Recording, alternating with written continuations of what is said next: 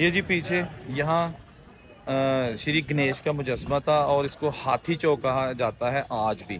श्री गणेश का मुजस्समा तो हटा दिया गया है, लेकिन नाम जो है ना आज भी इसको हाथी चौक से ही याद किया जाता है, रावलपिंडी। अच्छा, ये है हाथी चौक। और अब आपको बताता हूँ कि इसकी वजह शोहरत क्या है, इसको हाथी चौक क्यों कहा जाता है।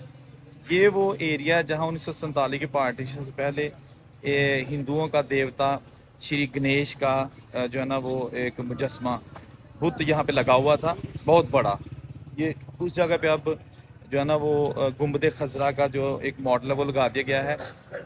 बुजुर्ग बताते हैं कि उन्होंने 1947 के पार्टीशन के बाद भी 4-5 साल तक उस हाथी को, गणेश जी को जो मूर्ति थी उसको यहाँ देखा है, क्योंकि ये एरिया सारा हिंदुओं का था। इसलिए यहाँ पर जनाब उन्होंने आते जाते उसका दीदार करने के लिए, दर्शन करने के लिए, पूजा करने के लिए यहाँ नस्ब किया हुआ था। लेकिन फिर उसके बाद हिंदू यहाँ से चले गए, मुसलमान आ गए और उन्होंने फिर यहाँ पर जो है ना ये गुंबद खजरा का जो एक मॉडल है ना ये नस्ब कर दिया और आज तक ये मौजूद है।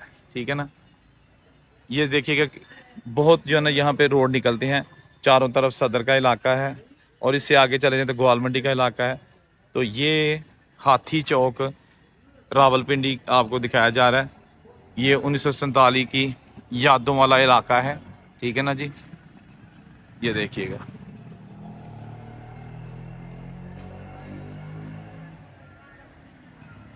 हाथी चौक रावलपिंडी बहुत मशहूर है और जितने भी नाम थे उस दौर मोहल्लों के या चौक्स के, उनकी आखिर कोई ना कोई रीज़न होती थी जिसकी वजह से ये नाम बनाए जाते थे। ठीक है, तो ये हाथी चौक आपको दिखा दिया है, जो कि अब इसको कहा तो हाथी चौक जाता है लेकिन हाथी को यहाँ से हटा दिया गया है।